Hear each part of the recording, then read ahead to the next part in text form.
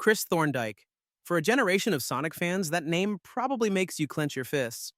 He's the rich kid who stole the show, the annoying human sidekick who just wouldn't go away. The common complaints are legendary.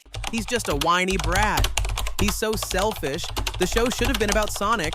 But what if I told you that everything you hate about Chris was completely intentional, and that the reason you hate him is because the show you probably watched, the 4Kids dub, cut out the entire reason for his character? I'll explain to you in this video how the original Japanese version of sonicx uncovered the truth. Chris Thorndike isn't a writing flaw.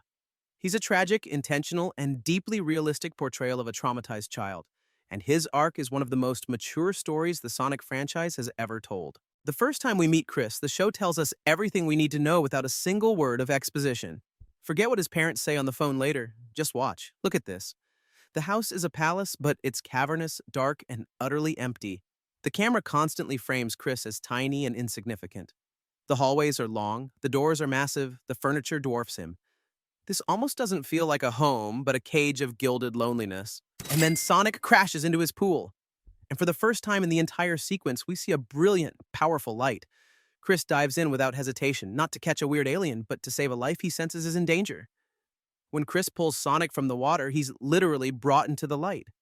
Sonic's arrival is the catalyst that changes everything. This is the entire thesis of his character, shown to us visually before he's even had a real conversation. So why is he so lonely? The show makes it clear. His parents are never, ever there. His mother is a famous actress, his father a CEO. They love him, but they show it with gifts, not with time.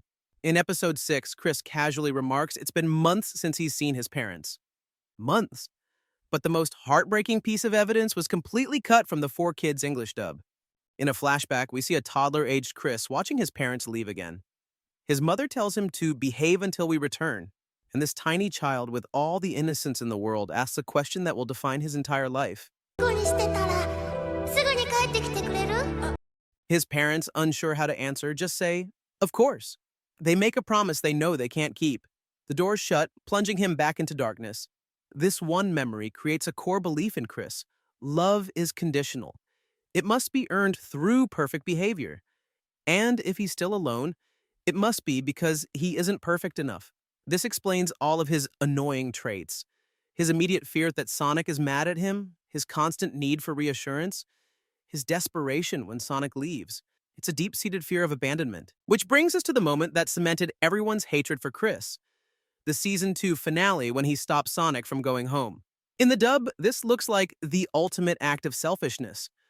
A spoiled kid trapping his friend so he can keep his living toy. But in the original Japanese version, it's a complete psychological breakdown. This isn't just about losing a friend. To Chris, Sonic is the living symbol of everything good in his life. Before Sonic, he was a worthless, lonely child. With Sonic, he found a family, he found agency, he found light. In his traumatized mind, losing Sonic means going back to the darkness. Forever. He's not thinking rationally. He's a terrified kid, reverting to that toddler logic. If I can just force you to stay, I won't be alone again. And that's what makes his final decision so powerful. After running away with Sonic and finally talking through his fears, Chris realizes that true friendship means letting go. He chooses to face his loneliness, to send his best friend home, even if it destroys him. That's not selfishness. That is the single bravest thing he has ever done. Chris Thorndike's story is about a boy who is given everything except the one thing he needed: presence. His journey is about learning that he has inherent worth, that love isn't something he has to trap in a machine, and that he can stand on his own, even in the dark. The 4Kids dub, by cutting key scenes and simplifying his dialogue, turned a nuanced portrait of childhood neglect into a one-dimensional, annoying kid. They sanded off all the sharp, painful edges that made his character matter. You don't have to like Chris Thorndike, but his story, in its original form, is a shockingly realistic and compassionate look at trauma and healing. What do you think? Does this change your perspective on Chris? Let me know in the comments below, and don't forget to like and subscribe for more deep dives into the worlds we love. Thanks for watching.